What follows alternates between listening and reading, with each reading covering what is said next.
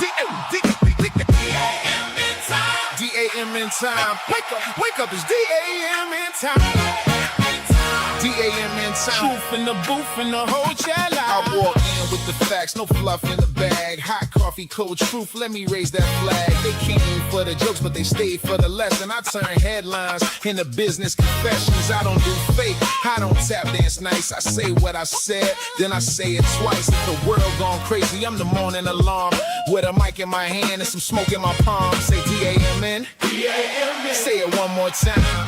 D-A-M-N. If the truth hit hard, let it ride. If the show got value, put some love inside. It's D-A-M-N. Everybody say it. D-A-M-N. Don't just replay it. We live in the chat. If the facts hit home, go and tap that tap. D-A-M-N. Hands in the sky, wake up, get smart, let the nonsense die. Tap that tap, drop that love. Shack going crazy when that truth show up. Tap that tap, drop that love. D-A-M-N and I'm on it now, turn me up.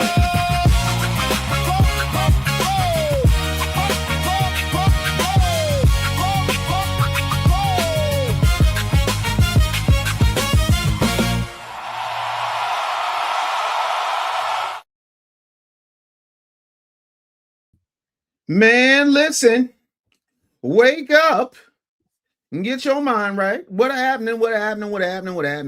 I'm Dave Anderson, the Business Bully, 22-time best-selling author, professor, theologian, business coach, comedian, equal opportunity, BS, caller outer. And today's show is not just a bunch of different stories. It's one story wearing at least 5 different outfits. Now, the question today is simple. Who gave him permission? Who gave Josh Hokit permission to stand at UFC Freedom 250 on the White House lawn after a professional fight and take a cheap shot at Michelle Obama like disrespecting black women is now a patriotic cardio? I need to know. Who gave Netflix permission to build a machine where Tony Hinchcliffe can turn black trauma into roast content? Kevin Hart can sit in the center of it and everybody walks away saying, well, that's just comedy. Who gave Karmelo Anthony's parents permission to blame the white man?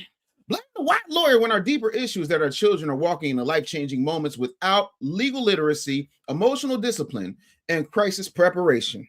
Oh, yeah, the Killmonger chain is going on, people. Who gave politicians permission to hand us Juneteenth, refuse to move on reparations, dilute the claim, and then act like a federal holiday paid a generational invoice?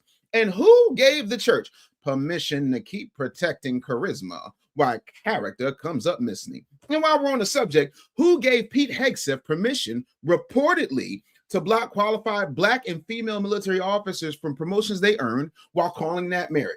So that's the show today. A few stories, one question. Who gave them all permission? And by the end of the show, you're going to see the pattern. It's not just about disrespect. It's about power. Who controls the room? Who controls the platform? Who controls the money? Who controls the edit? Who controls the narrative? And who gets rich while we sitting up here arguing in the comments for free? First of all, I don't argue in the comments for free. Y'all got a super chat to argue in the comments with me. Now, I need you to hit that like button, share this live. If you feel so moved to super chat your comment, if you want it read, and stay locked in, because today we're not just doing noise, we're doing receipts. Let's go ahead and get our asses to work. Yes, ladies and gentlemen, let's get our asses to work. That's what we're doing. We're working out here. Yes, indeed. So let me say good morning, everybody in the chat. Let me know where you're checking in from. Oh, man, already. I'll be chill with the $4.99 super chat. I appreciate you, pimping. What's happening with you? Let's see here. DB Smooth's in the building. You better thank a YouTube member. Good morning, Dave. Glad to be here. Glad you with us, brother. Keep talking that ish. The Black Agenda personified. Yes, sir. The real Black Agenda personified in the building. Yes, indeed. So I see Wyoming is in the building. What's happening? Philly's in the building. Philly. Tracy Wells, what part of Philly you from? Let me know, because I am in Philly and I'm from Philly. So that's what that is. I'm happy got myself a retwist. So I got my hair out. You know what I'm saying? So I'm really, really happy up in here. And Still Tripping says, NYC, thank you for your wisdom. Dawn Velma, you better thank a YouTube member, says, what up, though? I already know you from Michigan. You saying what up, though? You from Michigan. Newark, New Jersey is in the building. Shout out to Newark, New Jersey, home of the foundational Black American flag. We out here working today, people. So with that being said, let's get this party started. buddy. So let me break this down. Now, let's start with the freshest story. I don't know if y'all know who Josh Hokit is, right? But last night, UFC Freedom 250. If you didn't see it, man, listen, that was a hell of a fizzite. I enjoyed UFC 250 so much, but I'm sitting there with my wife, and Josh Hokit decided that he was going to say some craziness. And when I tell y'all, it was rockets, red glare, and folks getting kicked in the nuts. America! Look how patriotic that is. Happy birthday, President Trump. There's him and Dana White. But here's what wound up happening, party people. And I need y'all to sound off. She said Dayton equals baby Detroit. I feel you there. I'll be chill. Dawn Velma said Detroit's in the building. Absolutely. Now, let me say this clearly, right? I've met Michelle Obama. Michelle Obama does not need Dave Anderson to defend her. She's a former First Lady of the United States. She survived more scrutiny, more disrespect, more obsession, more racialized ugliness, and more low profit, low budget conspiracy thinking than most figures will ever see. She's fine. The conversation is not about whether Michelle Obama can take it or not. That's not the issue. The conversation is about why some people thinking that disrespecting Black women is a shortcut to applause. That is the sickness. And let me talk to my conservative friends for a second, because y'all know I'm a conservative. Being conservative doesn't mean being crude.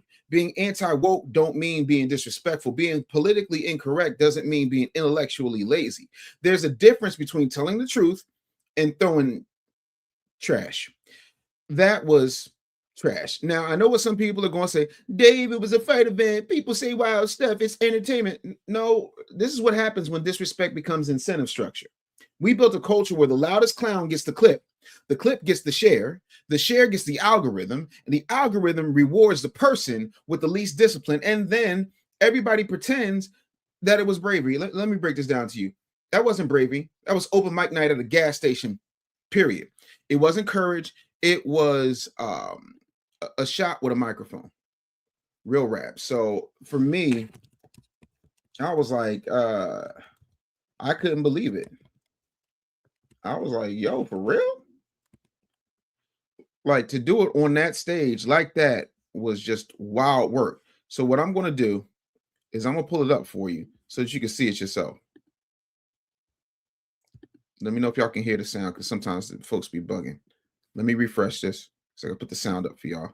Let me know if y'all can hear the sound. Obama is a man. Am I right, America? Ladies and gentlemen, Josh Hokit. I get it. Everybody want to have a WWE promo, but that wasn't courageous. You just won your fight, homeboy. It was cheap. And again, here's where I want people to stop playing dumb. When a man gets a global microphone to repeat a nasty old smear about Michelle Obama, it's not making a policy argument. It's not debating education. It's not talking about whether or not she did a good job digging up the rose garden to put healthy food and plant healthy food. No. He is performing disrespect for an audience trained to reward that mess. And that matters, because once disrespect becomes entertainment, then accountability starts looking like censorship to people who honestly don't understand what standards are. And this is where I need the adults to come to the front of the room. Come on. Everything offensive is not brave. Everything rude ain't truthful. And everything that makes people mad is not meaningful. Some things are just stupid with red, white, and blue lighting. And if you're a fighter, be a fighter. Win the fight, take your check, thank your coaches and your God, promote your next fight, give God the glory if that's your thing, but don't stand there after a professional win and turn it into a Facebook comment section with cauliflower ears. Because here's the uncomfortable truth. That moment did more to promote the insult than the fight. And that's exactly the problem. The culture starts to reward the ugliest moment. The business rewards the clip. The political audience rewards the disrespect, and the performer gets to act like he just said what everybody was already thinking. No. He said what small people cheer for when they do not have a serious argument. And again, I'm here for free speech, but I do also believe in respect. And somebody that was married to somebody that had the highest office in the land, like it shouldn't be tolerated, because y'all who are co-signing this and thinking it's cool are the same people who get mad when the tree hugging liberals like Roland Martin with his zesty ass sit up here and they start talking about go to my iPad. And then saying that Melania Trump is somehow a mail order bride. Like, disrespect is disrespect, and we're not co-signing that over here. Let me check the super chats right now. The Iceman 2006 says, JD Voice, welcome to DAMN, where the players play and we chop that game up like every day. Hot tracks, top facts, and jokes on rolling. The party don't start till 12 after morning. Hashtag 305, hashtag B1, hashtag cut the check. Thank you for the $10 super chat. I definitely appreciate you. Yes, indeed. And again, for me personally, I'm all for it. I'm all for it. Let's see here. What's going on over here?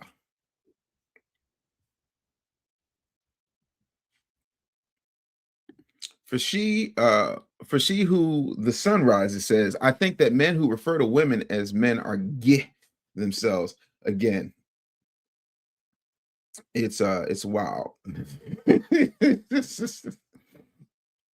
I see the Keebler Rican is in the building. Said, I said what I said.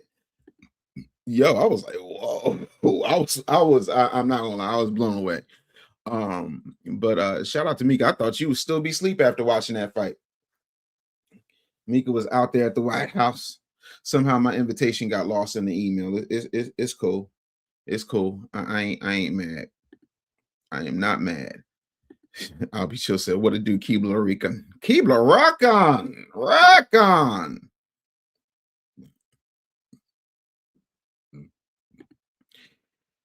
Bobby Digits 88 said, maybe you didn't see him dancing on Ellen. Yes, I saw him dancing on Ellen. I played it on the show. It is Obama ain't got no rhythm. That's how y'all should have known he wasn't black.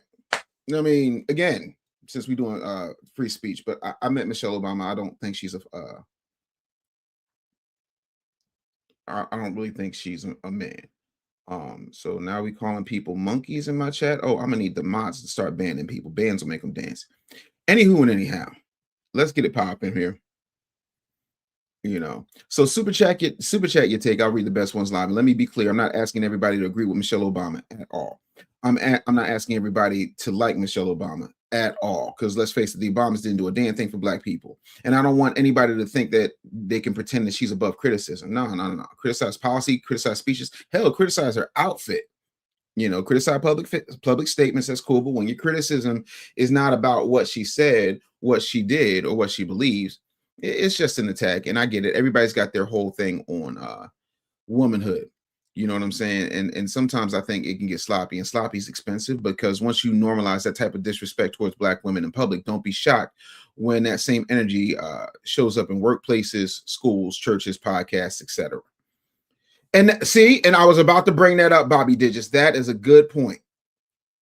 Now that's weird. I've seen it myself, unless it was AI, and I saw it before the advent of AI. That was weird. That was that was weird. But my whole thing is like, don't we got others to talk about? Don't we got others to talk about? You know, and again, that to me is just wild. I see it's a whole bunch of people up in here. I'm gonna need y'all to click that like button. I'm gonna need y'all to click that. Michelle Obama is a... Why are you calling me during my show? Now, where the hell is my other phone?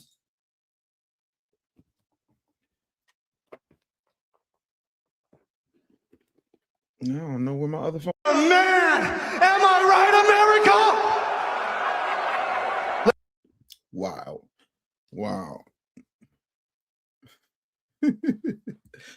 All right, so I really want to get this pop in here.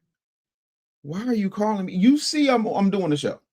Why is you calling me knowing my headphones is up in there? Let me see. My man, Mr. Watson 80, checking in with the big 4.99 super chat. Said your girl Mika was misbehaving on the White House lawn. I got some stories to tell. Josh Hokit as well. Yo, we talked about that this morning. What up, bro? I just think he was trying to promote a fight and he went a little bit left with it. Oh, I think I left my phone in Wakanda. Give me that. That's weird.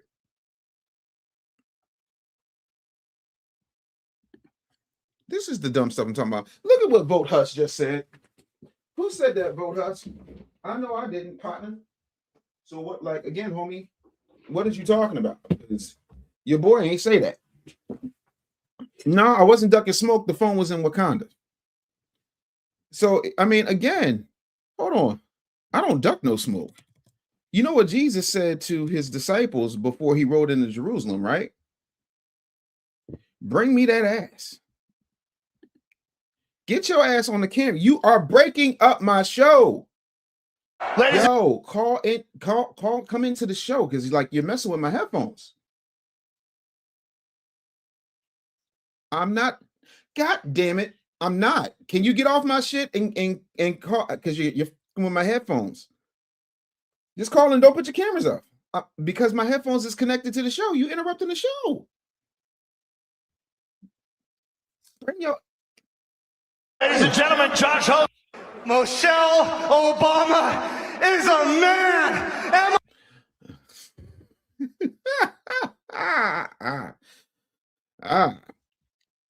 Yeah, so that's that to me was wild. Yo, that's the one thing I forgot to do because there's a lot of crazy people up in here. So let's see here. Who the hell is Wilbert? I'm gonna need the mods to start modding. Jeez, said I had no words for Obama's mic situation, but nah, that shit was uncalled for, and I think he's trying to get his panties wet for Trump. Not sure if it worked though. Like, I think at this point it's low hanging fruit because last I checked, didn't Trump win? Ain't Trump the president right now? That takes me out. It really takes me out.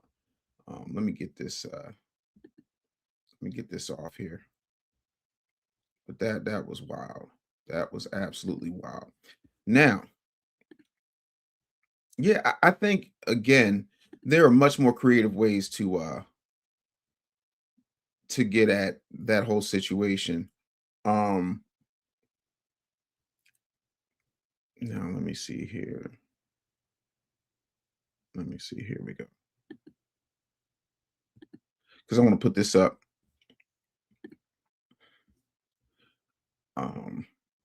And I'm just going to put up the screen while we chat a little bit because there's some things that have come to light when it comes to the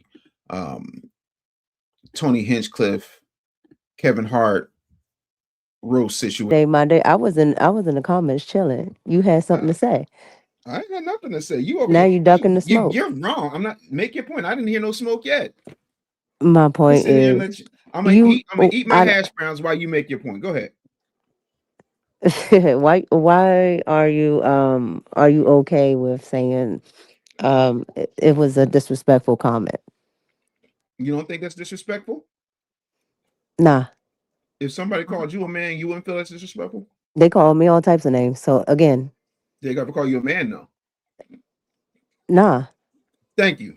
And they've called plenty of people a man. They've called China from wrestling a man. They've called plenty of people a man. I mean, why is she above it? Who said she was? Okay, so again, what's the disrespect? It's disrespectful. No, and this is not his first time. And that's why people know who he was. Yeah, that's why people gotta really stop just being outraged and gotta look up who people are. He's done this multiple times. Actually, he did this on the last fight he did. So yeah, this tells me that people are just fly by night fair weather fans. They don't really be watching this stuff. They don't really tune into nothing. They don't really understand. They don't even understand the politics of it and why they keep saying it. Because they think Obama is a scammer. They think Obama's a scandal-free person, but they had a whole documentary on the dude he was sleeping with during, his earlier days. This is where all this stuff comes from. It's not just thrown out there as slander. But a lot of people, again, don't really follow politics. They follow headlines. Mm-hmm. Hold on, let me find that thing. Hold on, because I want to find this while I got you up here. And then because it's Michelle Obama, they're trying to make it racial. There's plenty of white women that has been, called a man. China was called a man the entire time.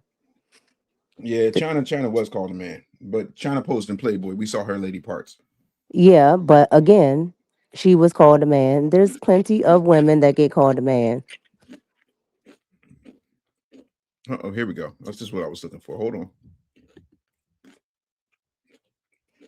Everybody's for free speech until it hits something that We'll they feel discuss offended a few by. weeks back about Michelle Obama's very manly attributes, and you can look around on YouTube, and there's a couple of videos on her large hands, her large biceps, her broad shoulders, and the fact that she's so tall. She's almost as tall, if not taller, than Obama. A lot of people who have a sex change designation or transgender will change their name to a male or a feminine version of their name.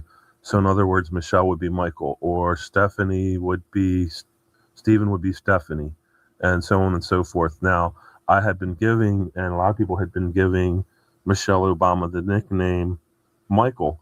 And this very interesting video is up here. I'll play it for you, where Obama addresses Michelle as Michael. About And you can 1,001 look at this video times. and look into it for yourself. And one person was saying, well, why did this happen? Well, it's because the president uses a teleprompter so much. The other part of it is it's just something in our human makeup that makes it hard for people to lie. There's, a lot of things that we do as humans that are just natural. But for whatever reason, I guess it's ingrained from us from childhood that most people are just not good at lying. And that's probably a good thing. But I'll play the video for you now, and you can listen for yourself. Distinguished guests, and men and women of the finest military in the world. Most of all, Admiral Mullen, Deborah. Michael and I also want to acknowledge your son Jack, who's deployed today. Michael and I also want also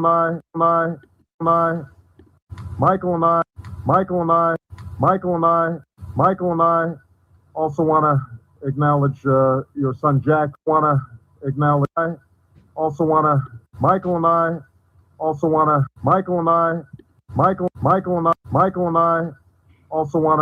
Acknowledge your son Jack, who's deployed today. All of you have performed extraordinary service to our country. Yeah, he's done that multiple times, and I do mean multiple times. Yeah, to me, that's always been weird. No, it's not weird. It's exactly what my man said. Sometimes you just can't lie. You can't keep up a lie.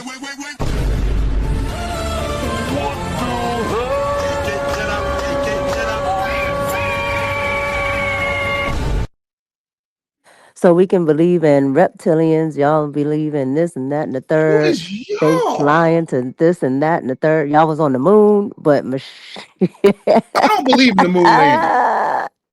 100%. I don't believe in the moon landing, Mika. You know good and hell well I do not believe in the moon landing, because my whole thing is how far the moon is, like what, 300 some odd 100,000 miles away. No, it's not, but yeah, go ahead. Allegedly. I'm talking about what NASA say. God damn it. Damn. But my whole thing is, I don't give a damn how far it is. Back when the astronauts were calling Nixon, that connection was clear. How the hell I can walk around the corner and lose my signal in 2026? I didn't have no signal down there at the White House yesterday. Oh no, they was going to jam that, man. but yet they can talk on the moon. And I think the thing that gives it away is the flag. The flag start waving. because there's no Yeah, air in a where's the wind? There's no vacuum. wind in the vacuum of Yeah, space. and then you kicking up dust, child. Go on with that. But no, I just think it's too sensitive. Everybody's being too sensitive, and they're trying to make it a race thing. When if you have masculine features, you have masculine features, and there's plenty of women, not just Michelle Obama, that have been called that, and they call Melania everything but a child of God. So I mean, what is the problem? It's only a problem because she's black, right? And it's oh Because she's well, black. Because she got it's oh, black. if you call a black woman this, no, you call a woman that you think is something something, and that's usually what happens. Period. Hmm. So I Hmm. mean, Barbara Bush, they said she was ugly. I mean, I've seen all the I don't think comments. First of all, that to me that's absolutely ridiculous. I don't think Barbara Bush is ugly. I think she is the best looking George Washington impersonator on the face of the planet. Okay, so that's saying she look like a man. I'm saying she looks like George Washington. Y'all talk about Megan Thee Stallion because a stallion is a male horse. Who's y'all? I like Megan Thee Stallion. The only time you've ever heard me say anything about Megan Thee Stallion, You other don't than the like Megan fact Thee that Stallion. You're just a man, and you hold like on, looking at her butt cheeks. Again, you don't like Megan Thee Stallion. yes, I do. I like Megan Thee Stallion. I like Okay, Megan Thee maybe Stallion. you I like do. male hoofs. I don't know. Mm-mm. Here you go. You know good and hell well. I don't like no male hooves. You see my wife. Go away now. You don't want to do that. You do not want to do that. Calm down, Meek. You don't want to do that. But hold on. Let me Hey, let me let I me show you I something. still got a little in me from yesterday. I'm tired. Oh, I know you do. I know you do. I got the report. Your Oh, husband he in the done. comments snitching. I saw. No, I talked to him this morning while you were sleeping. Yeah, I was out of there. I just want to show you something real quick. Just real quick. Nope, I don't want to do that. You ready? Are you watching? Are you looking? I'm looking. I'm laid down, so I have no choice but to look.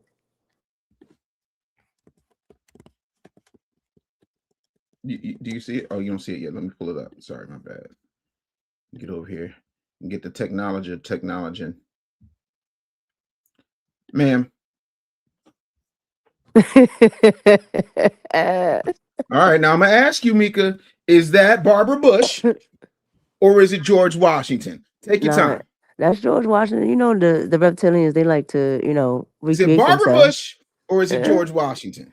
It's both. What's wrong with you?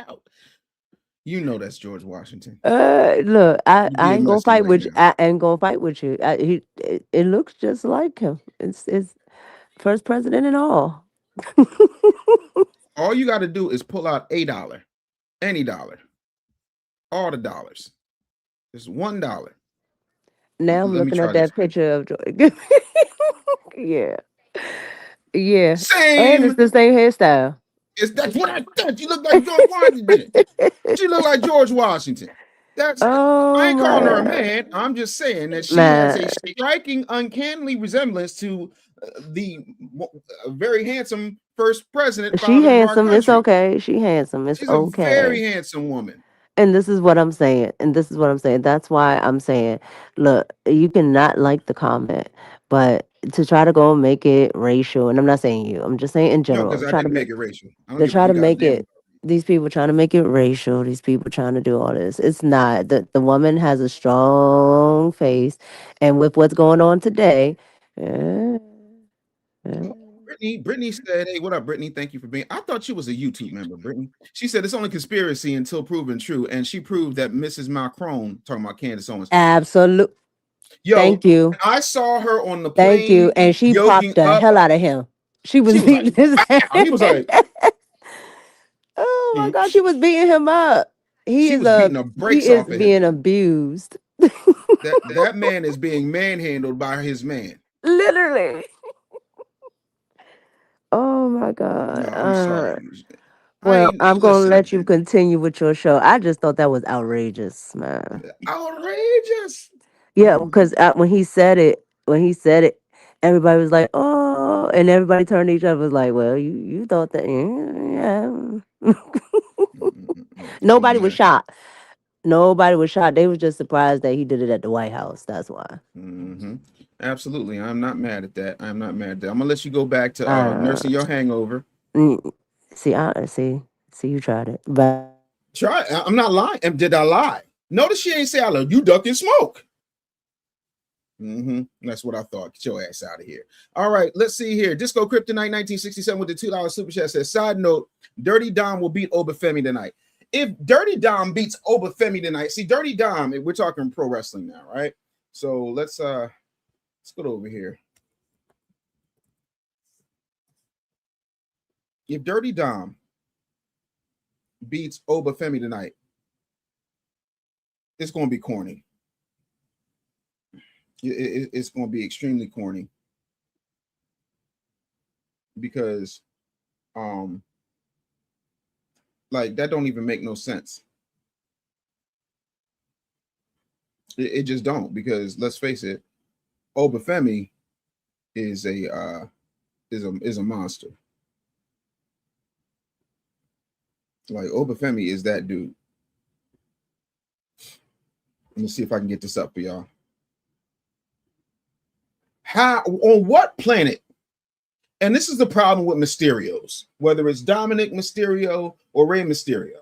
This is my problem with the WWE.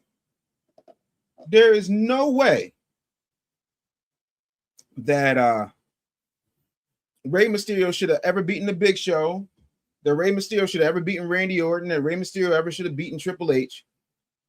Dominic Mysterio does not, he's already the Triple H he does not need the title. And my whole thing is, okay, Obafemi beat the brakes off of Brock Lesnar at WrestleMania.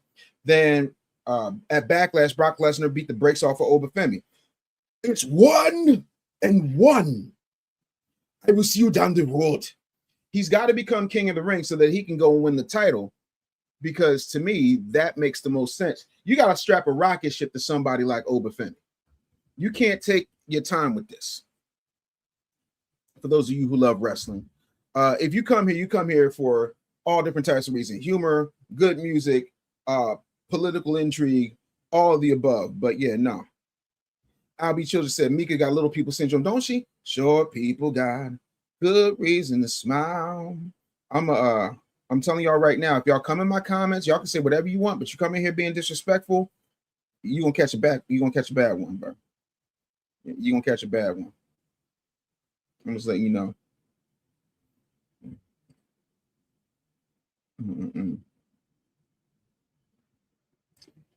You should stand your ground, Dave. I always stand my ground. But let's get back to this this Kevin Hart thing, right? Because I got a different angle that I don't hear a lot of people taking, and I really want to get into it because and let me know you guys can hear me okay in the sound. I want to make sure that the sound is coming in really cool. All right. So we already talked more than I wanted to about the George Floyd joke. We already talked about why people were upset. We already talked about Kevin Hart laughing, but today I want to come at this from a completely, say this up front. I expect inappropriate jokes at a roast. As a comedian, I understand that. That's the format. It's not a prayer breakfast. It's not about who was there. And with that, this is the stuff that nobody talks about. I want you really quickly to understand a few things. Number one, who controlled the money? Who handled the distribution? Because once you start asking those questions, this stops being a conversation about one joke. It becomes a conversation about how they start doing certain things and getting away with it, whether it's right or not, whether you feel pained by it or not, whether you feel offended by it or not. I don't feel offended by it. I could have cared less about a George Floyd joke, if I'm being honest with you. Not that I don't think what happened trapped in his truth, you know, but I know how business goes. Netflix listed him. Netflix aired him. Netflix has platformed him. Tony has his own Netflix special. Tony also has a show called Kill Tony. So stop acting like this was some accidental little boo-boo that just fell out the comedy sky. Tony was not an accident. He was a business decision. And so if we're going to talk about that business decision, we got to talk about all of the business decisions. Is that not fair? I think it is. So let's have the conversation about this particular business decision. Do y'all know who that is? Y'all know any of these people? No, you don't. But guess who they are? Those are the writers for the Kevin Hart roast. This is more my beef with Kevin Hart than anything. We're going to play a little game my mother played with me when I was a kid, and we went to places that didn't necessarily have an overabundance of people who look like me. It's called Count the Blacks. Let's see. No. I see 3 big backs, what looks to be a hobbit, and a skinny man with no legs. I don't see nobody black. Do y'all see somebody black? I sure enough don't.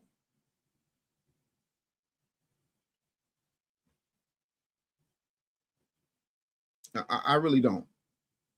And to me, cultural sensitivity is important. Also, when you have that level of power, there's no reason that you don't have at least one black writer in the room. Was Michael Che busy that day? Somebody couldn't find Deion Cole?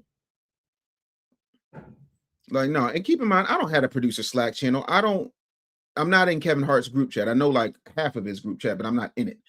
I do not manufacture certainty just because the sentence hits harder, but I'm sure I can say this. Rooms are built, lineups are chosen, comedians are booked, brands are aligned, and deals are signed, marketing is planned, and when the explosion happens, everybody points at the comic like he just snuck through the back door in the kitchen. No.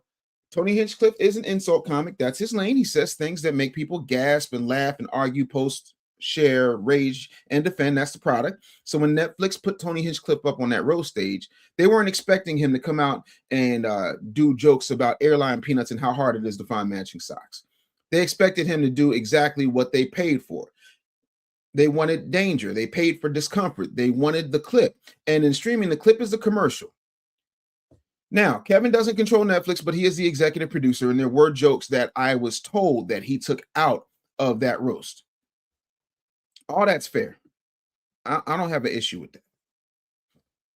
My issue comes with the fact that there wasn't anybody, and your boy means anybody, that looked like Kevin Hart in the writer's room. Not one person looked like Kevin Hart in the writer's room. So I find that a little bit odd, personally. Now, you can say whatever you'd like, but to me, I think that's a bit, I think it's a bit corny. I think it's a little bit all lives matter. And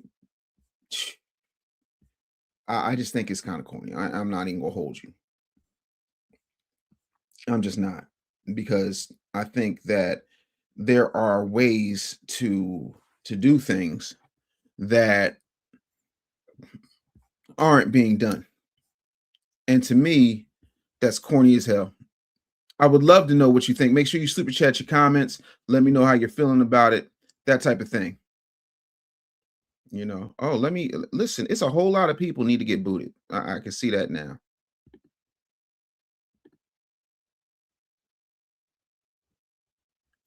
Moby Shtick says, as a white guy, it seems wild even to me, being a black man with 0 black writers backing you when you had the power that Kevin had. That's my thing. Hey, Joel, I hate to break it to you, but there are white people in black colleges. So again, sit your dumb ass down. I'm telling y'all right now, if y'all come up here with that chimping out shit, you're getting booted. If you don't like what I have to say, let me help you out. There's a thing called GTFO. I highly recommend that you do it. Because to me, it was crazy. See, then who have black colleges? Do you mean why have black colleges with your illiterate ass? They are not black colleges. They're historically black. Hell, I put my daughter through Howard University, and there were Asian kids, there were Indian kids, there were white kids. So what are you talking about? Like, you sound really crazy. You sound really crazy. GL or GJL says, stop it, Dave. It's not comedy. Why the unnecessary and unreasonable standard? You conveniently forget how he put his boys on for years, even made millionaires out of them. Bring your ass up here. Bring your ass up here. Mod, start the clock on this dude. Come on up here. I need you to tell me about Kevin Hart. That's what I want you to do. Tell me about Kevin Hart. Because you're arguing shit I'm not talking about. But bring your ass up here. You got so much to say. Mods, he's got 3 minutes.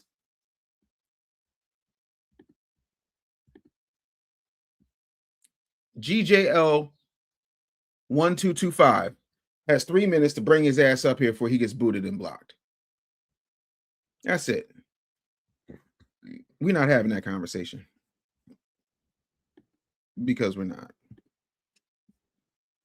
So, again, we got to start having honest conversation. And I mean honest conversation.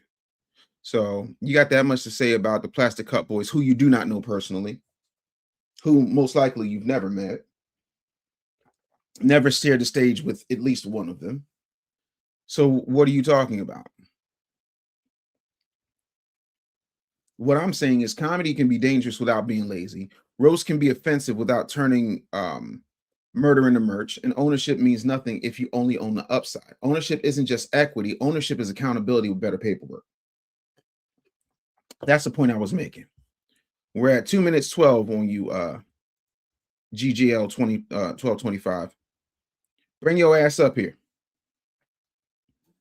Tyrone Cleveland says you don't want no smoke. Again, the link is right there. Bring your ass. See, your boy has time. It's called Dave Anderson Morning News. I can do this all day. TikTok. Because according to my Invicta, you have 1 minute and 58 seconds. TikTok. Bring your ass up here. Also, let me make some adjustments to the Chizat, because we have a bunch of weirdos up in here, which means we need to start putting in some restrictions.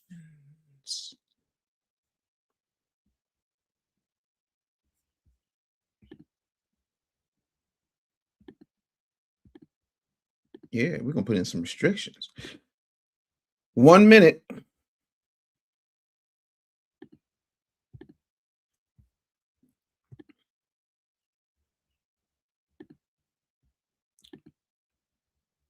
Yeah.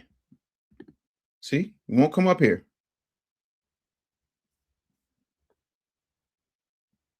Now we at 12 blocks. I'll be chill. I know it's members and subscribers only. Because we got to have it like that, because these race hustling wannabe bigots who wouldn't bust a grape in a fruit fight and would be so devastated and crying their eyes out sitting down with Megyn Kelly if somebody went up and called their supervisor for the way that they're talking when they're really supposed to be at work in their cubicle next to Uniblab, making spacely sprockets.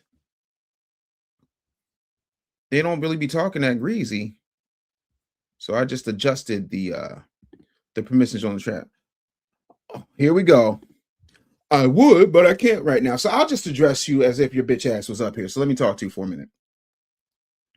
Number one, I'm a Laugh House original, so I knew Kevin Hart when he was just trying to get 2 minutes on the stage. Point number one. Point number two, we know what he's done for the Plastic Cup Boys, but if that's the case, why didn't he have any of the Plastic Cup Boys in the writer's room? That's the only point I'm making. I don't understand how you're trying to move the goalpost like a female and say, well, he made them millionaire. Listen, crazy. But again, stop trying to move goalposts and had a conversation. Oh, by the way, if you look in the description, we got a masterclass happening this Friday. Make sure you're there. That's it.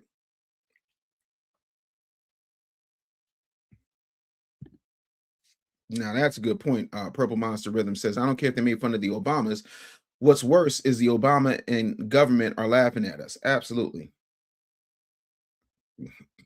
And Bay, you just made a really good point. And that was my point, which was Kevin Hart showing he doesn't care about his actions. I think you can have something a little bit more substantive going on than what's there.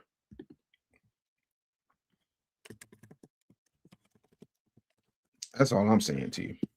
Now that we got that out the way, I also want you to think about this here, because this right here, absolutely insane. And we're going to talk about it a bit here, because because we have to, and I'm kind of sick of it, honestly. I'm really sick of it, and I didn't think I would have to continue to have to cover this, but apparently I still got to cover this.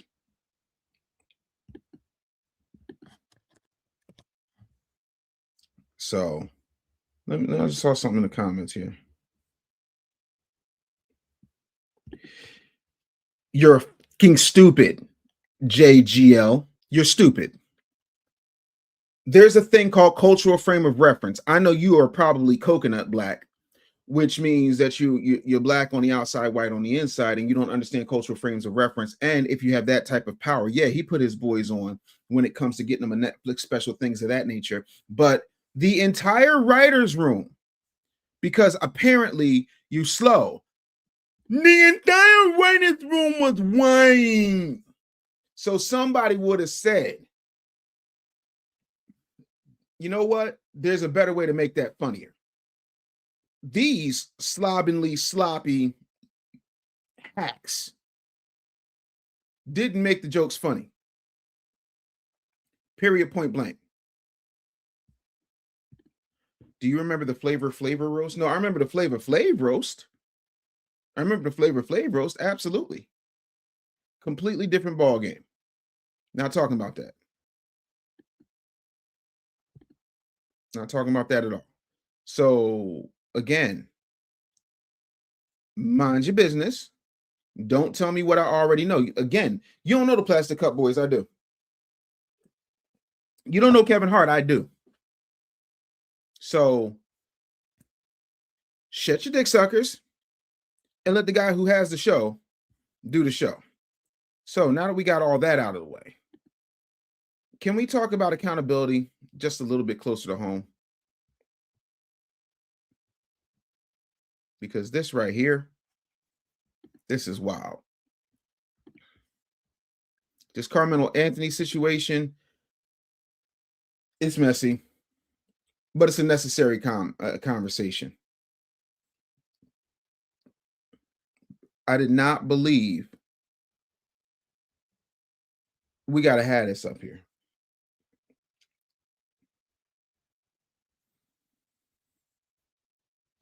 So let's talk about Karmelo Anthony. And before anybody starts typing with their elbows, listen carefully. I'm not celebrating his verdict. A young man's going to prison. Another young man is dead. Two families are permanently broken. Ain't nothing funny about that. There's nothing to celebrate, but there's a lot here we need to learn. And if we refuse to learn it because our feelings are loud, then we're going to keep burying lessons on the inside. Karmelo Anthony was convicted of murder and sentenced to 35 years in prison. His legal team filed a notice of appeal less than 24 hours after the verdict and sentence. Now, that's important. And based on the reporting, jury selection is going to be at the heart of this conversation. According to CBS, all Black prospective jurors were dismissed, and that defense raised a Batson challenge. Now, that matters. The Batson challenge, in case you don't know, it's because the Supreme Court said prosecutors can't strike jurors because of race. That's not a Black talking point. That's constitutional law. So if there are legitimate, and I do mean legitimate, jury selection issues, you got to appeal them. Absolutely. Fight that in court. But this is what appeals are for. But what we need to know is that everybody is grown. Okay. We can talk about jury selection and still talk about preparation. We can talk about possible legal errors and talk about personal responsibility. We can talk about systemic concerns and still talk about our children and what they need to know before the body cam starts recording. Both things can be true. That, ladies and gentlemen, is called adulthood. It's expensive, but it comes with better outcomes. Now, Karmelo's parents gave an interview, and his father questioned the advice that the legal team gave him, which led him to a white attorney. And what I want to do, because I'm sure some of y'all haven't seen this, I am going to I'm going to see if I can pull up the actual interview and give y'all some context. So let's see what we got here. Hold on, let me see. All right, so let's watch this, and then we'll have a conversation. Hold up. Every day I wake up. Wake your ass. Heard from him just yet. We heard from him yesterday. He has actually suffered from seizures, so we actually have to bring his medicine to the courthouse. So we're waiting for them to give us instruction to get there. We know Karmelo from the courtroom, but tell us, who is he? What kind of person is he? What kind of son is he at home? He is a wonderful son. He's a wonderful student. 3.7 GPA.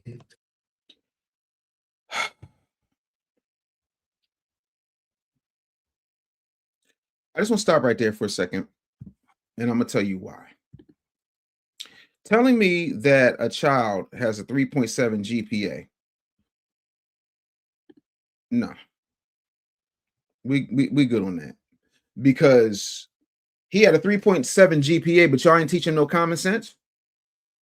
I lived in Texas as a grown-ass man in my 20s. In my 20s all the way up to my 30s. And I can tell you that I knew what to do and what not to do, because I had what Black people tend to call home training. I can tell you he's a wonderful son. He ain't wonderful to the Metcalfs. Great. To me, this is like when a woman is not taking accountability, and the first thing that she want to say is, well, I got a master's degree and I make this much at this job. But no, come on. And I'm sorry. That's sloppy. And I hate to say this, but I'm gonna say it. I blame y'all. I blame you as parents for not doing your job. I went to the worst high school in America, and I tell this to people all the time. I have been kidnapped. I've been robbed at gunpoint. I've had guns pointed to my head. I have never killed a soul. I don't think you should have to be a Rhodes Scholar to understand it's not a good idea to respond to a push with a jab to the heart. I don't think it's a good idea for you to be bringing knives to school and then reaching in your bag and saying, touch me again, see what happens. But I'm gonna let them finish. Worked 2 jobs. I'm sorry, baby, for cutting you off. He was actually taking online classes during all of this and still held a great GPA going through this traumatic time. He was a kid. If I didn't say it, he was a captain of his track team, football team. He was working 2 jobs. He actually saved the kid life. That the mom, he jumped in the pool, and saved the kid life, which was amazing. I didn't know how great he was until this tragic. He I want to add some things to that. At home, he loves cooking, whether it's in the kitchen, outside, grilling. He makes the best hibachi. He loves running routes and playing soccer with his younger brother Kingston.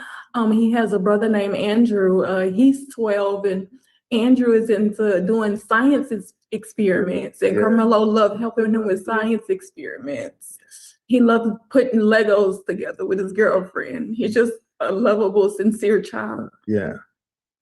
do you feel like the world, just going through this trial, got an accurate description of who Karmelo really is? No, we've come to find out, which we were before all this. We were a family that basically stayed to ourselves. We were very close knitted. My wife's at home. She stays at home. I was working, and we didn't know how cruel the world could be. Mm. They have his face plastered all over after he was, while he still was a minor. Mm-hmm. And it was like,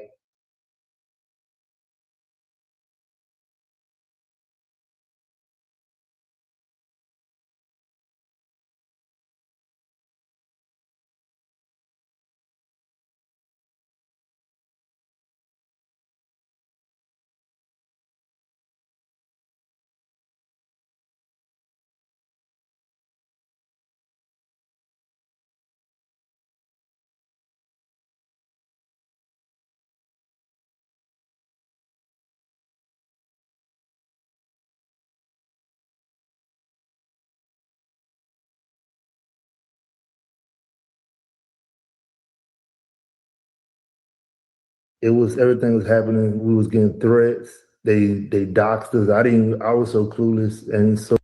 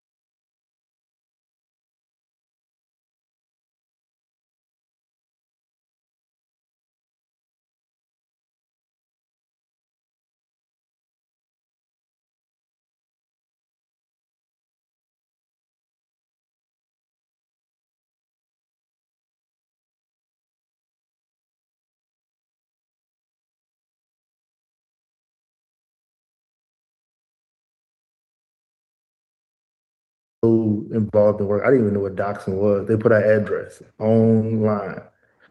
And so we had people coming to our home. So we never had to leave in our home. Like they had us in some type of protective thing, whatever, to get us, to keep us safe with our other kids.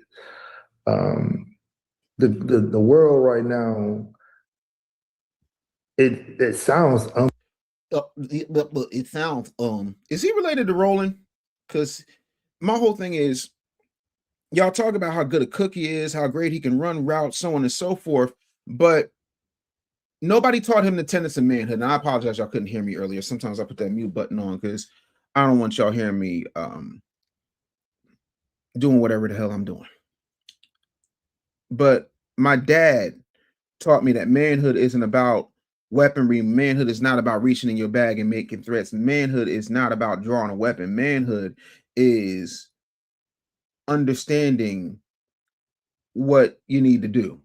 And my dad was really big on this Kenny Rogers song. I think it's called The Gambler. Like, you got to know when to hold 'em, know when to fold 'em, know when to walk away, know when to run. Nobody had that conversation with Karmelo, but y'all had time to go get t-shirts printed. Unbelievable the things that he accomplished before this tragic accident. Like it will really mess you up. And as me being a father, I didn't realize, like him saving a life. I just as a father, I got caught up in, hey, that's what you're supposed to do. That's your expectation. Being a man, hey, that's what we do. We move on. Like him working, hey man, you're supposed to have a job. I was trying to, he was, how it is that young. It's like, with your girl too much, man. You need to get a job, get a hybrid. So he's working, but I kept him busy. I'm sorry. And that's funny. This whole situation. He muted himself. It's self-racism. That's actually funny. I might keep you around. I almost booted you, but that's actually funny. I'm sorry. That was funny. Thank you so much. That's funny. The reality of this is that somebody literally walked in his life. Literally walked into his life. He did everything by the law, and look where we at. I want to go back to that day. That track meet. Were you guys at the event at that track meet on April 2nd? No, we were not. I was actually supposed to go to the track meet, but see what had happened was real quick. I like this. I like this comment right here. If Karmelo Anthony was Kevin Billy Bob Anthony from Bump, Alabama, living in a double wide and wearing a Trump hat, the MAGA morons would be sending him money to his GoFundMe account. Well, my thing is black people sent Karmelo Anthony's family $500,000. So again, what is we talking about? Karmelo Anthony is not a victim. I know y'all want to turn him into Trayvon too, revenge with the knife, but he's not. That's insane to me. Storner Way CG said, "Are you a black to rip the border?" Pathetic. You know what's pathetic? Your bitch ass in my comments. That's pathetic. But again, let me help you out, because I see bitch assery is at threat level 5 up in here. So I'm gonna help you out. If you got something to say, why don't you bring your ass up here?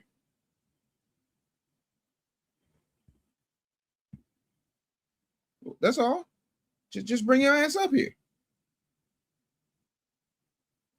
It's the wrong one. Hold on. Here we go. Bring your ass up here. Links at the top. Bring your ass up here. But you won't, because y'all talk real greasy in the comments.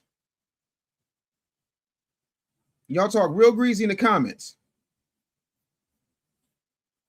Omni, etc. with the $2 super chat. Thank you so much. Says, question: do you believe somebody who didn't take the stand? Again, the law says that you don't have to take the stand in your own defense. But my whole thing is the defense was so damn lazy, I would have had no choice but to take the stand. And then the prosecution would have roasted him on cross. They'd have pulled up them pictures of him being with the air rifle, so on and so forth. Bernard Barnett Jr., 8960 with the $5 super chat. Thanks for the $5. He said, here we go again. Black conservatives critiquing the parents. They believe their son had a right to defend himself. What did Jeffrey Dahmer's mom say? Again, Jeffrey Dahmer ate people. Nobody's excusing that. So what are you talking about? Jeffrey Dahmer got a Netflix special. And again, you can't divorce the fruit of a thing from the root of a thing. But if you want smoke, bring your ass up here, and I'm happy to talk about it with you. I'm going to have no problem giving you a lesson. And it's not about being a black conservative. Yes, I'm conservative, but that doesn't mean I'm a Republican, nor does that mean that I'm a MAGA supporter, nor does that mean that I let people off the hook. I am going to critique the parents because he was a child. He was 17 years old, and he should have been taught better. You know who teaches the child, aside from the state government babysitting that you tree-hugging liberals love so damn much? It's supposed to be the parents, but nobody taught him to walk away. So if you got a problem, bring your ass up here. Start the clock on him, mods. Bernard Barnett Jr., you have approximately 3 minutes. So at, let's see here, 11:13 Eastern Standard Time, you're either up here or you're booted. Since you got that much to say in my chat. Now, again, if you'd like to just, super chat your way through this, I'll take that too. Either way, I will wash you. It's not a problem. They failed him. They failed him. Nah, man, funny is funny. If it's funny, it's funny. When you said he's committing self-racism, listen, joke of the day, I earned that one. That's just what it is. And that's how I feel about it. Period, point blank. Again, you still talking shit, but you ain't up here with a koala in your daggone thing. You want to know why? Because you're afraid to lose your job because you're a biatch who works for somebody else. But you won't come up here. I am not trying to hear that. Foursquare TV said, we just saw a video yesterday showing people saying, we're glad Austin is unalive as the Metcalf family was leaving the courtroom. Yeah, I saw that. Disgusting. But my whole thing is, oh, I'll be chill. You better. I think a YouTube member said, cue the music. Yeah, we waiting. Where you at? You got so much to say. Where you at? Link is scrolling across your screen.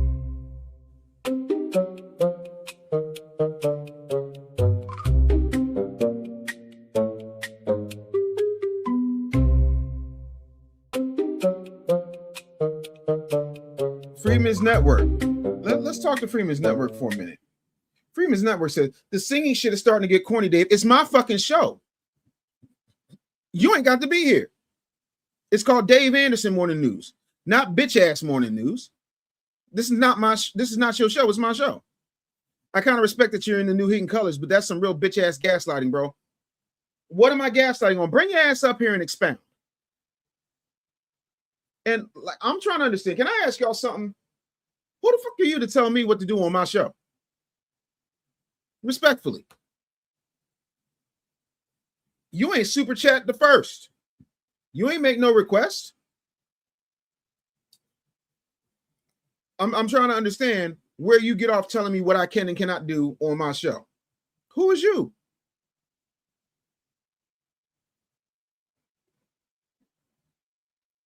Yeah, McGruber, I don't run from no smoke, homie.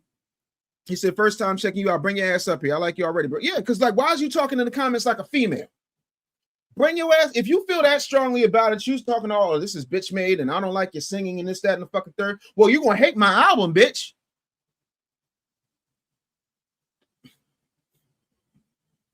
I don't give a goog part. Like, what is we talking about? T Enterprises. Now, this is a great question. He said, why is standing your ground not applied in this case? Here's why standing your ground is not applied in this case. Number one, he wasn't in imminent danger of threat for his life. That's one. Number two, standing your ground is when someone attacks you and you are about to die. So let's say Austin Metcalf, his brother, and the two other guys who allegedly were there were kicking and beating him in this, that, and third, and then he reaches in his bag and then stabs him without no premeditation, without any reach into a situation, then yeah, that's standing your ground. He didn't stand his ground. He said, touch me again, see what happens, while he was reaching in his bag. That means he had the forethought to say, hey, I got a knife in my bag. Let me go ahead and grab this knife, and if he touches me, I'm going to stab him. That's not standing your ground because he was not in fear of his life. If he was in fear of his life, why did they ask him 15 times, whether they had the authority to ask him or not, to leave? And if he felt that uncomfortable, why didn't he go? If we're going to have the conversation, whether we like it or not, we got to have the whole conversation. That's my whole thing. And then the other part of that, because I was saying this on the men's table last week. So by that logic, you still talking in my comments? You still got a minute and a half. Why don't you just bring your ass up here? Stop thumb fucking Freeman's Network and bring your ass up here. You got that much to say? I'll give you the floor. And right now, we can have several conversations about the Metcalf family and sticking your nose into people's business and random caring. Absolutely. However, it was a push. On what planet does a push constitute an automatic instant death sentence? Okay, cool. That's what I thought. And again, you still ain't brought your ass up here. And I agree with that. Yes, Jeff Metcalf failed Austin. We see the kind of character Jeff Metcalf has. Period, point blank. But it's funny, we never had this conversation, and it's only an outrage. If Austin Metcalf was Austin Jenkins, this wouldn't even made the news. That's the part that bothers the hell out of me. If he was Austin Friedman, this wouldn't have made the news. So what is we talking about?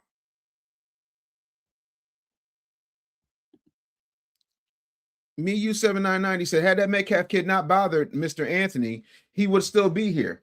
See, the father talks about not being raised right. His own son wasn't raised right, was being a bully. I think a lot of times, especially at sporting events, when you come into somebody else's situation, like, I just don't think that that's something that you can do and not expect somebody to say something. It's like wearing red in Crip territory. You have every right to do it. Is it the smartest course of action, though? Well, maybe the Bloods should just let them walk on through the territory. What are we talking about? Like, that's my whole thing.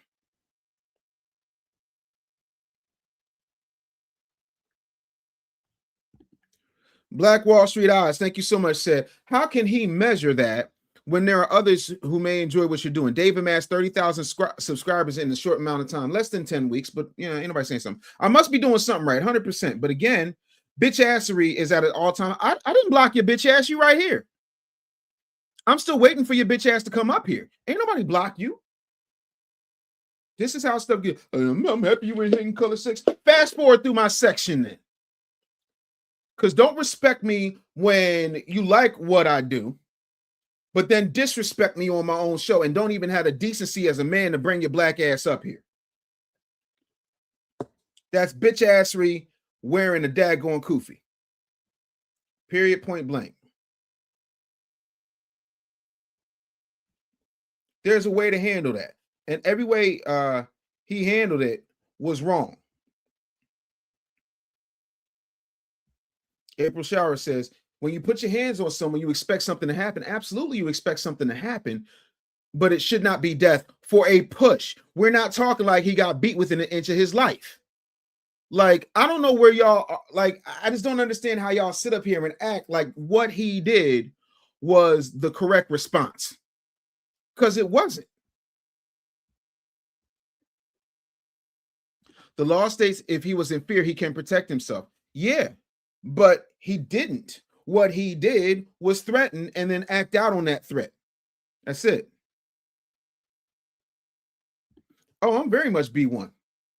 I'm very much black people first. I've always been black people first, but I'm also facts first.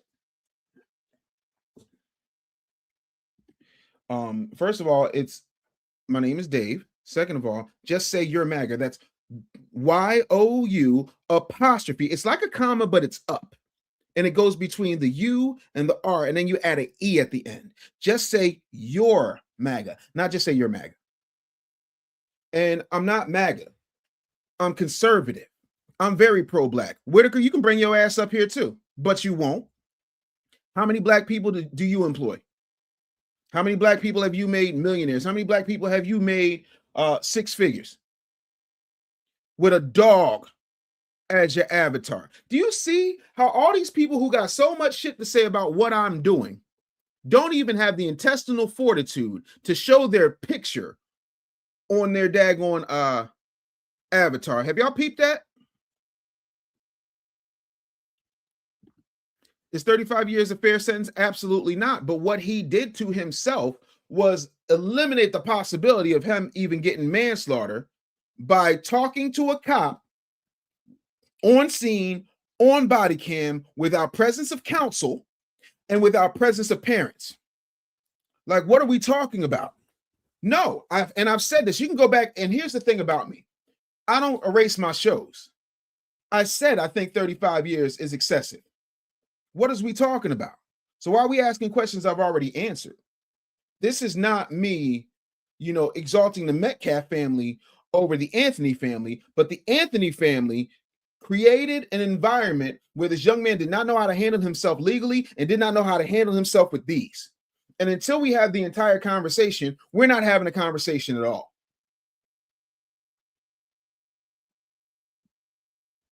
That's it.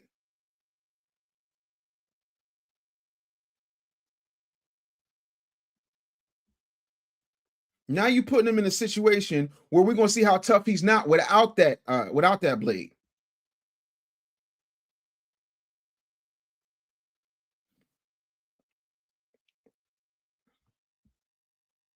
Because ain't nobody in the yard going to start talking about staying your ground. Like I was talking to this dude on the men's table on Wednesday. Matter of fact, I'm gonna see if I can pull the clip up because he kept talking about how he was a martial artist, and you gotta understand that. I'm like, you a martial artist? Why are we talking about using your hands? Anyway, let's keep playing this. The weather was so bad, because all the bitch asses in the comments ain't bought their asses up, and I still got the link scrolling at the top of the daggone screen. Let's go. Stay home. It's like, Mama, don't come. Just stay home.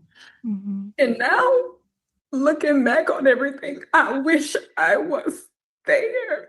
I regret not being there for my child.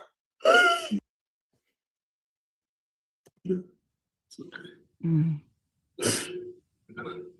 When did you hear the news that there had been an incident that day?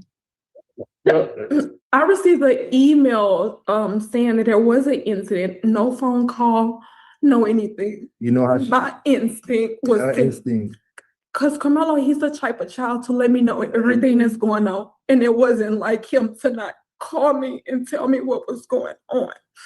So when I received the email, we have Life 360. So I went into Life 360. I'm like, wait, they said the buses made it back to the school, but Karmelo location is still stating that he's at the stadium. Like, what's going on? So I headed to the school, and that's how I found out what happened. And how I found out, I was actually in a work meeting, and when she first called me, I thought it was because it was right after April Fools. I was like, oh, y'all playing this because he doesn't, this is not him. Yeah. So I was on, oh, you playing, all right, whatever. But she was like, no, he was involved in the stabbing. So when we heard that, I didn't know what happened at the time. And they kept us from everything. Like they kept us, so we running around from place to place. And it was everything was just moving so fast that day. I never forget. It was just like everything. Then once we found out and he went to his bond hearing, the next day, somebody doxed us. Mm. I don't want to say her name, but a lady started making this, they try to blame it on one person, not making them about race. But you had this lady that just went on to talk about white lives and all this other stuff. And now it went boom. The race card started about, that's how Jake Lane and all these other guys got involved in this. But at the end of the day, this was a kid situation that a lot of adults made it about their personal, how they really wanted to feel. This is the time they wanted to show on this is how we really feel about y'all. And they used my son, for example. It sounds like you wish you had talked more, that you had said more, that you had got your story out more. I call myself sometimes you could do the right thing, but it could be the wrong thing.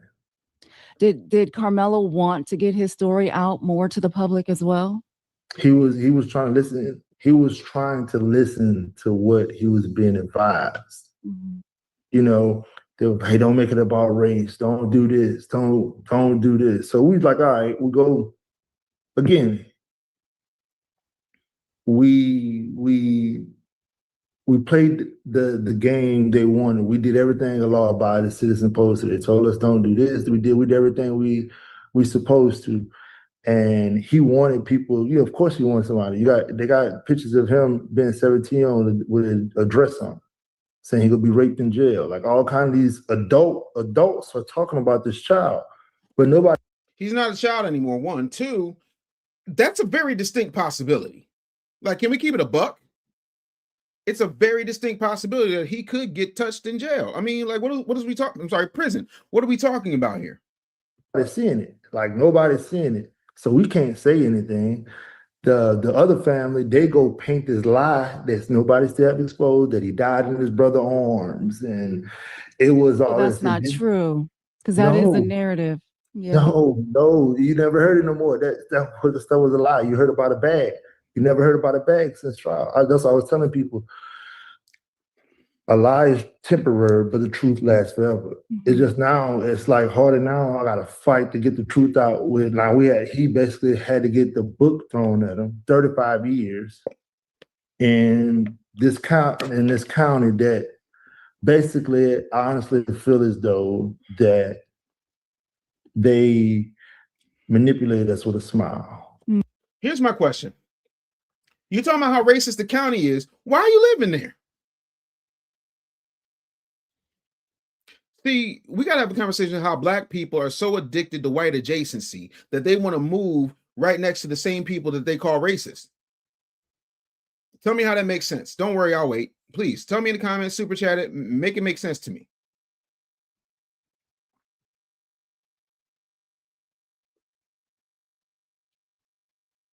How do you not know a community? You can look at police reports. You can check out Zillow. Like, this ain't really hard. I just don't understand. I'm trying to get it, but okay. This is so long. I'm going to fast forward a bit. Let's go. Future appeal. Yes. Yeah. And did your defense attorney say anything about how he feels or they feel the case went?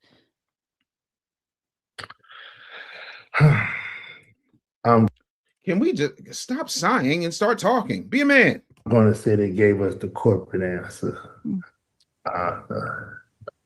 They gave us the corporate answer, you know. And did Karmelo want to testify in his own on his own behalf and was survived? It was based on everything. It didn't need nothing because everything they said when it's self-defense, they have to prove it. They never proved it. Okay. So that was never, that was, because I know there was this pause and a lot of people thought that, you know, we were going to come back and he was going to take the stand and he didn't. So that was never an option. That had never been discussed of him taking the stand. That's why we just need a new, we need somebody who's going to fight. Mm-hmm. That's what I can really say right now. We just need somebody going to fight. Okay, so I feel like they were better off not even talking. Respectfully. Like they were better off not even talking. Because this was a complete waste. A complete waste. I understand the instinct to search for somebody to blame when your child is facing decades in prison, but blaming the white attorney can't be the whole lesson. Because the lawyer didn't create the body cam. The lawyer didn't create the moment. The lawyer didn't create every statement. The lawyer didn't create the legal terrain that existed before the trial started. The lawyer didn't create the preparation gap. Now, here's what I know. And I want to be really clear about the fact that I think the lawyer messed up a whole lot of be honest with you. I'm not saying that the appeal don't have any merit either. I'm saying that if our community conversation becomes, they told us to get a white lawyer, we should have got a black one. Like who, Ben Crump? Because they sure enough, when this first thing went down, again, I do not rewrite history, I recite history. When this thing first went down, they had the Give, Send, Go or the GoFundMe or whatever the case may be. And the next thing you know, the very next thing you know, new house, new car. And then why wouldn't you stay for your child's sentencing? I wish I could have been there for my son. You walked out of the courtroom after you gave your character, your character statement. What kind of mom does that? I don't get it. I really don't get it. But my whole point is our children need to know when police show up what to do. Our children need to know that you don't say anything when a body cam's rolling. Our children need to understand the difference between being right emotionally and being protected legally, because the courtroom doesn't grade on a curve. It don't grade on your feelings. The courtroom grades evidence. It's harsh. It's cold, but ladies and gentlemen, it is reality, and reality don't care about your motivational memes or your inspired quotes. This is where we keep failing our kids. We teach them confidence, but we don't teach them no consequences. We teach them pride, but we don't teach them no procedure. We teach them to speak up, but not when to shut up. We teach them to defend themselves, but not the legal definition of self-defense. That's not only dangerous, it's stupid. That's why you send children into adult system with child level tools, and you wonder, oh Lord, this, that, and the third. And as a father, a child should not have to learn the justice system for the first time after the handcuffs go clank, clank. It's too late at that point. That's like learning how to swim after the boat sinks and you ain't got no life raft. That's not a strategy. So my question to you, and you can hit me in the super chats or in the comments, should legal literacy be taught in every household before driver's ed? Super chat, yes or no, tell me why. While you're doing that, here's the uncomfortable part. There's a culture of deflection that sometimes hides inside loyalty. Somebody gets in trouble, and the first instinct is, who can we blame? Let's blame the attorney. Let's blame the jury. Let's blame the judge. Let's blame the media and the victim's family, the system. And sometimes, yes, those things absolutely matter. But you can't just also not ask, what could we have done differently before the crisis? My grandfather with a 6th grade education said an ounce of prevention is worth a pound of cure. And if that's the case, you're not pursuing justice. You're just protecting denial. And I hate to break this to you, denial will cost you money. It's expensive. Denial will cost you time. It will cost you relationship. And denial will cost Karmelo Anthony decades. We can be compassionate without being delusional. We can fight for our fairness without turning off our brains. We can demand a very clean appeal and still tell every parent watching this, your child needs preparation before pressure, because pressure does not create character. Pressure reveals training. And if there's no training, pressure reveals panic. When I go and I train in the dojo, my senseis always say to me, when you're in a real life situation, you will automatically result to the base level of your training. So whatever the base level is of your training is what you're not going to remember all this old, you know what I mean? You're not going to remember all that. You're going to remember what your baseline is. So I need us to stop being delusional about the situation. And no, I'm not sitting up here beating up that family in pain. I'm about telling the truth while the pain is still fresh so that you can learn something. If your child is watching, you teach them. If your nephew's watching, you teach them. If your students are watching, you teach them. Police interaction, the right to remain silent. When you get Mirandized, it is the first thing. You have the right to remain silent. You teach them the importance of requesting an attorney. You teach them the ins and outs of self-defense law. You teach them conflict de-escalation skills. You teach them emotional regulation. You teach them public behavior, digital footprint, all of it. Because if they were to put, and this is why they probably did not want Karmelo Anthony on the stand. If you put him on the stand, and they're going to start showing all them pictures with him doing pum-pums. There is a woman, I wish I could remember her name, but she's got a book out called Till Death Do You Tweet. And she talks about how everything else will come up at the most inopportune time because the internet is forever. Even if you delete it, somebody got it. And it's not about being afraid. It's about not being stupid. There's a difference. So let's move from the courtroom to the country, because America loves symbolic gestures when the payments actually do. And I'm sorry, but I got to do it. We're going to have this whole conversation, and I know some of y'all ain't going to like it. And quite frankly, I want to ask y'all something. Seriously, because I'm just curious if you have or not. Because this is what I want to get to. Did anybody did any of the black people get a Juneteenth email?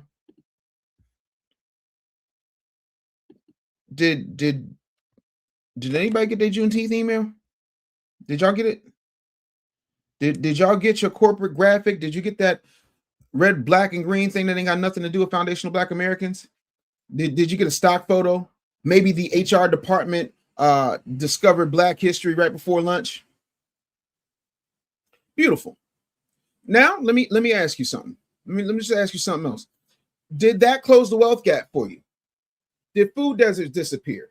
Did Black home ownership spike overnight? Did the lending discrimination vanish? Did the business capital show up? Did the FBA loans start pouring in for foundational Black Americans? Did the health outcomes shift? Did anybody cut a check? No. So then let's stop pretending that a holiday is somehow reparations. Juneteenth matters. The history matters. The elders who preserved that history absolutely matter. The people who fought to make it a nationally recognized matter. I'm not disrespecting Juneteenth by talking about the truth. I'm disrespecting the political substitution trick because America, especially Black America, loves symbolic gestures, and the American government, especially the Democrats, love symbolic payments. A holiday is cheaper than repair. A speech is cheaper than policy. A flag, a red, black, and green flag, which is not the right flag, is cheaper than capital. A corporate email is cheaper than ownership. A day off is cheaper than a debt paid. And this is what they do. They give you recognition when repair is required. They wait for you to be grateful. They wait for you to acknowledge the history of Juneteenth and still say a holiday is not a check. A corporate email is not repair. And in 2021, Congress moved with rare speed to make Juneteenth a holiday.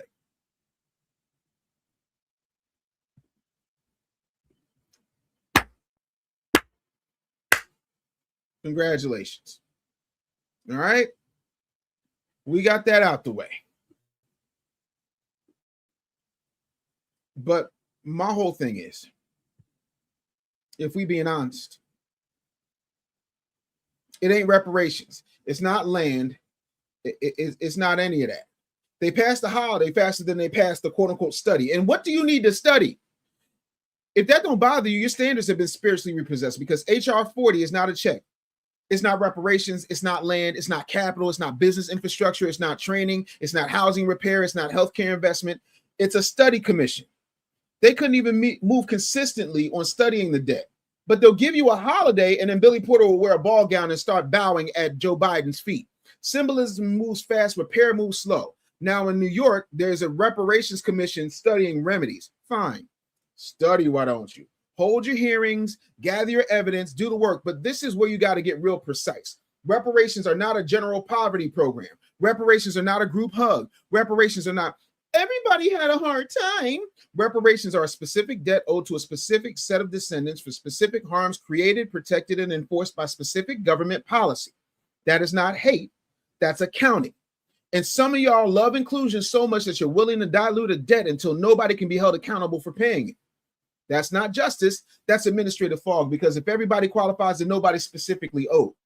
And even if the injury becomes the same injury, no debtor has the answer for the original crime. That's how you bury a debt without paying it. Now let's talk about this from a conservative perspective. Real conservatism should understand debt. Real conservatism should understand contracts. Real conservatism should understand property rights. Real conservatism should understand stolen labor. Real conservatism should understand government harm. So when people say reparations are just a left-wing fantasy, I disagree, because the left wing ain't doing a damn thing but blowing smoke up your ass. Reparations are a debt argument. And if the government helped create the harm, then the government doesn't get to wave a flag and start calling the account settled. That's not conservative. That's convenient. Now, here's where I'm going to challenge Black people. Y'all shouldn't be waiting helplessly. We do both. I talk about this ad nauseum in the Real Black Agenda. We hold the government accountable and build businesses, whether it comes or whether it's not. We demand policy and build supply chains anyway. We fight for capital and create capital pathways anyway. We don't sit around waiting for people who have shown us for 400 plus years that they can create a war budget faster than a justice budget, that they can bail out Afghanistan faster than they can bail out Atlanta. Because wealth is not just about what they owe. Wealth is about what we build. You need business structure. You need offer strategy. You need audience leverage. You need a way to turn attention into income. You need a way to stop being politically loud and economically fragile. Because outrage without economics is a costume of noise. And with that, I'm telling y'all, this Friday, we got the wealth seminar. Link is in the description. If you're tired of being mad with no money, if you're tired of having more month at the end of the money, bring your ass in the room. So, how do you feel about what I say? Should reparations be lineage based? Yes or no? Joseph Bishop said, I appreciate this logic, earned a fan out of me. Thank you so much for being here. Consider becoming a YouTube member, my friend. You know, we got to start doing that, because my whole thing is, A government that can print money for everybody else doesn't get to hand us a calendar date and call the debt paid. But y'all was following behind Kamalama Ding Dong. Not on my show, not when I got breath in the microphone. Period, point blank. I.e. Exodus, I wish you negative people would get another life because this ain't it. Who you talking to? Are you talking to somebody in the comments? Because if you're talking to me, you know what I'm going to say. Let me see here. Brown Eyes, what's good? Dave, I just tuned in. Did you see the debut between Roland and Patrick Bet David? No. There's a new one, or is this the old one? Because I saw the old one from a couple of years ago. But let me see here. You about to make me move a different way.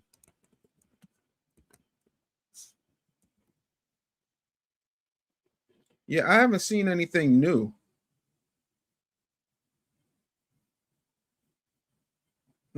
No, I've seen something 9 months ago, 3 months ago. I haven't seen anything. I haven't seen anything new at all. So if you can send me the link in the chat, I'll definitely put it up. But I haven't seen it yet. But thank you for the $5 super chat. I definitely appreciate you. Appreciate you. Thank you so much. The Iceman with the $2 super chat said, yeah, they pay reparations to the slaveholders 100%. It's got to be lineage based, 100%.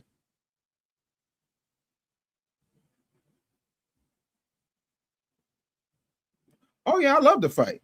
What is we talking about? TZ said, Brother Dave said, more month at the end of the money. LOL, we hear you, bro. My dyslexia heard you right, though. I said what I said, more month at the end of your money. Who's trying to divide America? I love America. This is my homeland. This is my country. I'm not trying to divide America. America decided to be divisive when Kamala Harris put Megan Thee Stallion in a blue suit and started having her twerking in front of an Atlanta audience. America was divisive when Kamala Harris was changing accents quicker than I change coffee drinks. You better thank a union member. What is you talking about? So, who said that?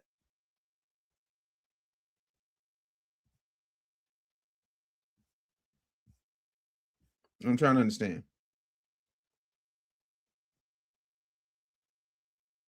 Like, not only was it ghetto, it was insane.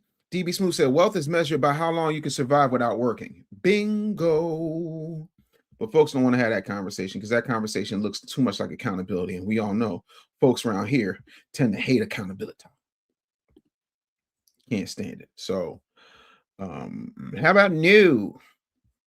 How about new?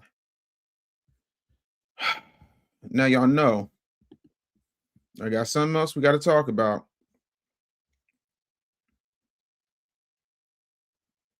This is crazy.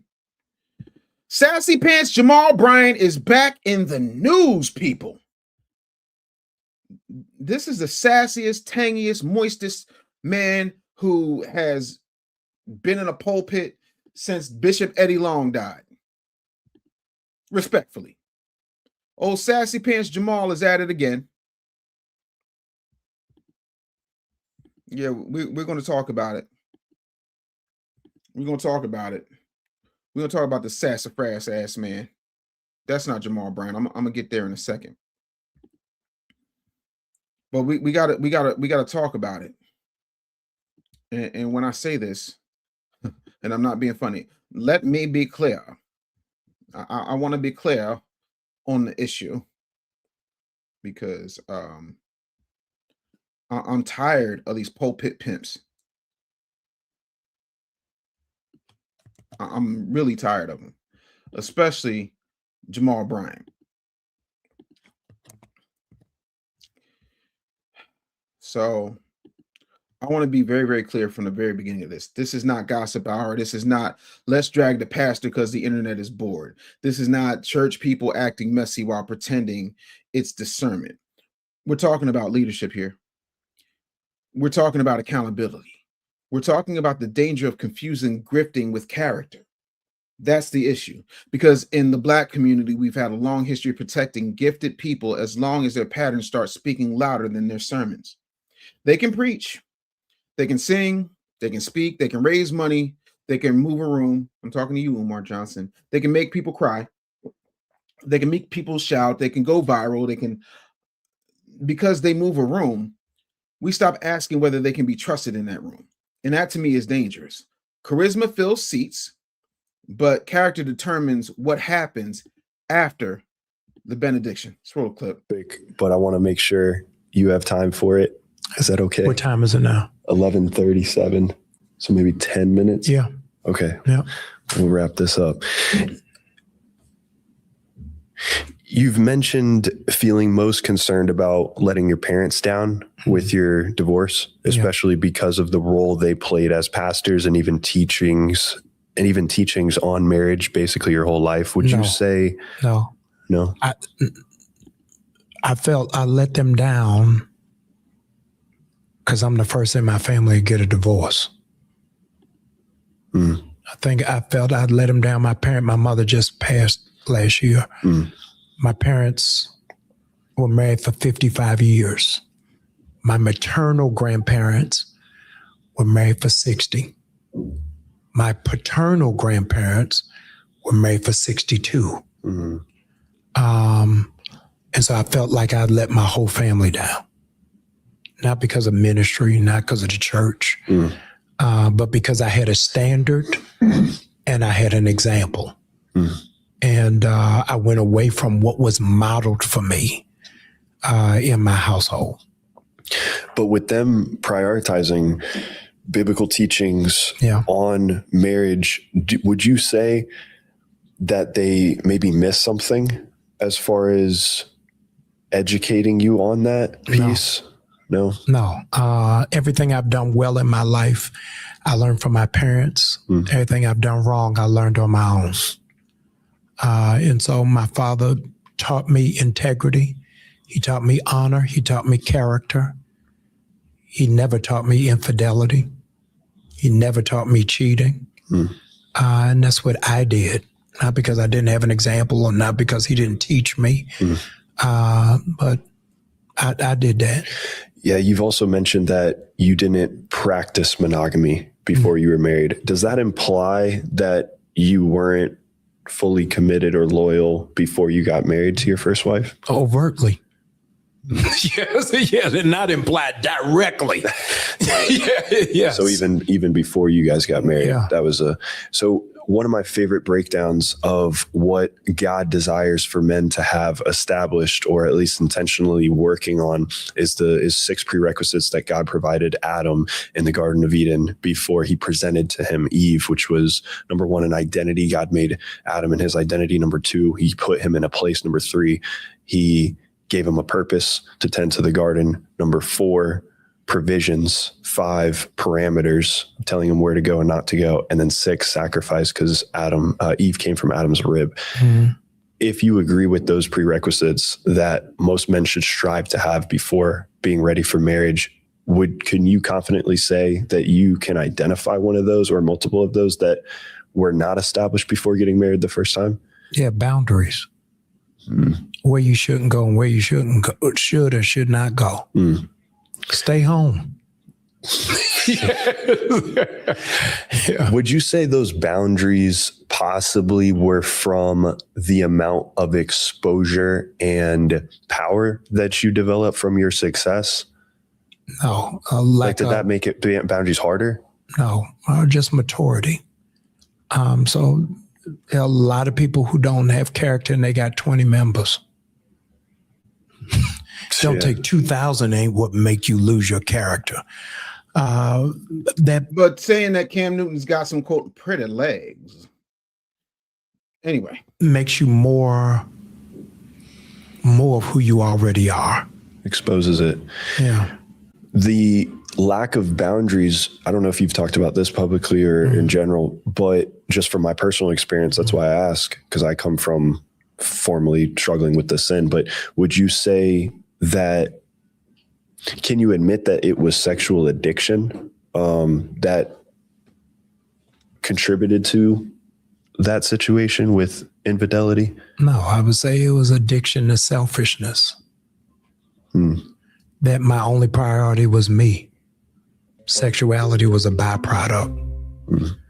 So I gave no thought to how would it impact my family, how would it impact my ministry, how would it impact my wife.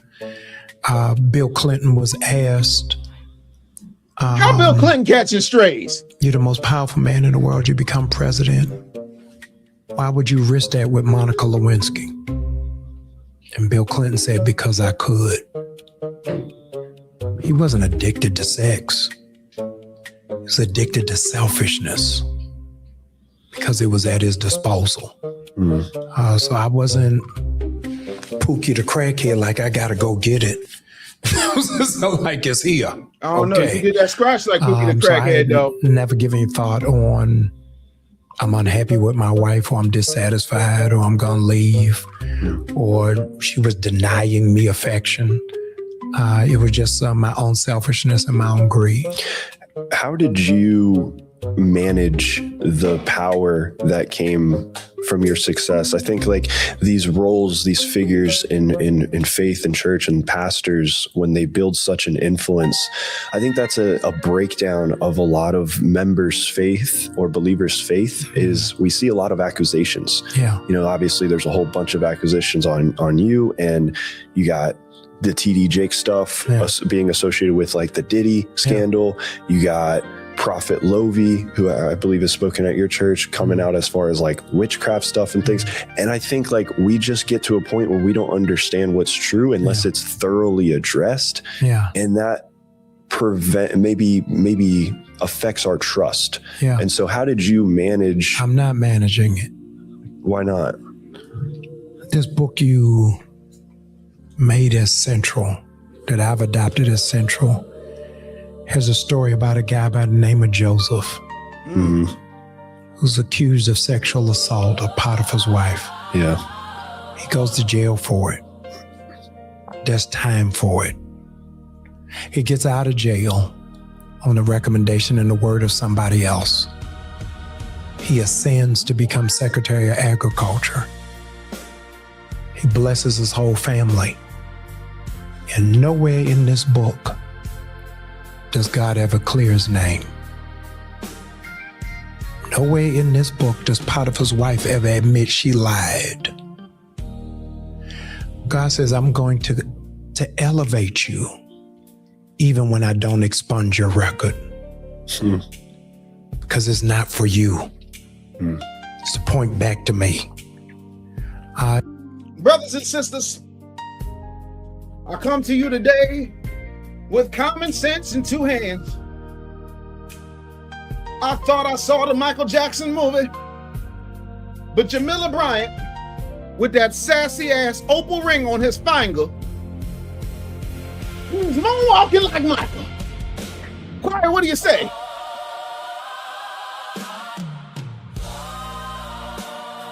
He's dancing like he has a crack addiction. This man is scandalous. This man don't mean you no good. Unlike Joseph, your ass is guilty. Character is what happens after the benediction. Now, Jamal has been in public controversy before. This is not new. The Gabrielle Pinto interview. Let me stop talking like a preacher. It talks about all types of stuff, but my whole thing is, you don't get the microphone without the mirror. You don't get the pulpit without the questions. You don't get the platform without the scrutiny. And I'm not just talking about Jamal Bryant, but the whole system. Because as long as he's making the money, and they have buckets at New Birth. I've spoken at New Birth. They have collection buckets. After I spoke, Jamal came up there and he made sure they passed around them collection buckets. So when character questions arise, one can't simply be, well, can he preach? You know, like this is a dude who said, we're going to boycott Target for $250 million. And as soon as he got his check, the boycott's over. Then come to find out he wasn't the one that started the boycott in the first place. So how are he going to call it off? This is what I'm talking about. Joseph had a vision. He was anointed by God. He had integrity. Thank you, Crystal. Definitely appreciate that. And I'm going to need y'all to click them likes. What is we talking about? Them collection when I said, are those buckets? I couldn't believe it. Are we too forgiving of gifted leaders when they show us patterns? I just want to see what your take is. Hit them super chats up. I just want to know. But before I get out of here,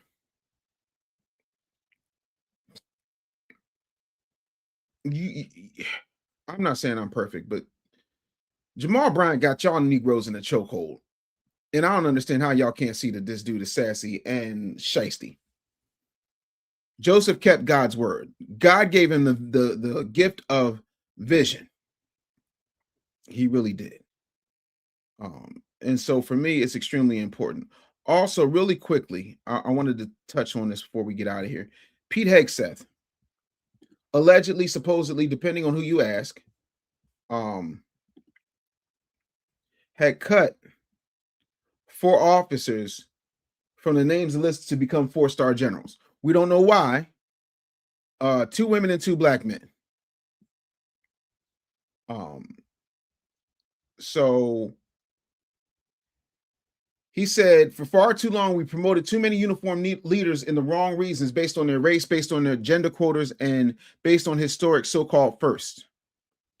So is he saying that they can't do the job? That in and of itself becomes the question, right? And a lot of times people got to come a little bit differently when it comes to that. Trey says, Jamal Bryant is hermetically reckless and will say anything to pander to liberal black women because it works.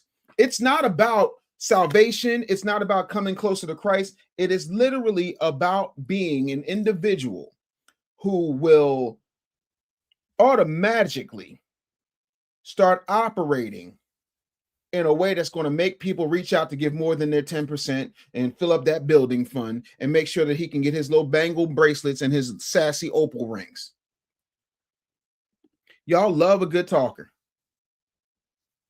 And don't get me wrong, I speak, but I back up what I'm saying. Strom Thurman says, is this some right-wing garbage channel? No, it's a left nut garbage channel and you can bite it. The fuck is you talking about? Who is you talking to? Oh, wait, I forgot. Let me help you out. And I begin to block. Steady blocking all day long. That's what it is, man. And I hope you guys show up when you register for the wealth seminar. It's absolutely going to be amazing. Make sure that you come through. I hope you guys enjoyed the show today. Thank you so much, everybody who tuned in with the super chats. I definitely appreciate y'all. You can always Cash App, $the Business Bully. You can always Venmo at the Business Bully, and you can always do a super thanks. And also make sure that you hype the video. Hyping is free. Hype the video so that you help support the channel. We're almost at 30,000 in less than 10 weeks, which is absolutely amazing. Yeah. And that's what I was saying. Yes, Brock Lesnar will interfere, and yes, the greatest Mysterio will win NWO for life. No, what I was saying, Cameron Lewis says, Jamal Bryant stole the movement from Nakima Armstrong. Black women aren't making statements. Yeah. Because a lot of times black women let things happen to them and we got to stand in the gap for them so that no longer happens. I'm going to see you guys tomorrow. Thank you so much. I am Dave Anderson, the Business Bully. Till next time, get out your feelings and into your business. Peace. Get on. Did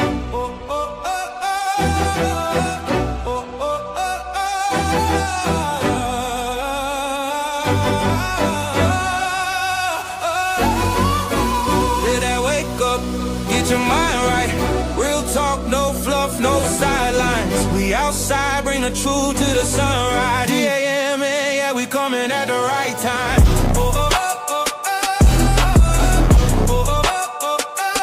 Dave Anderson, Morning News. Like Hook Media.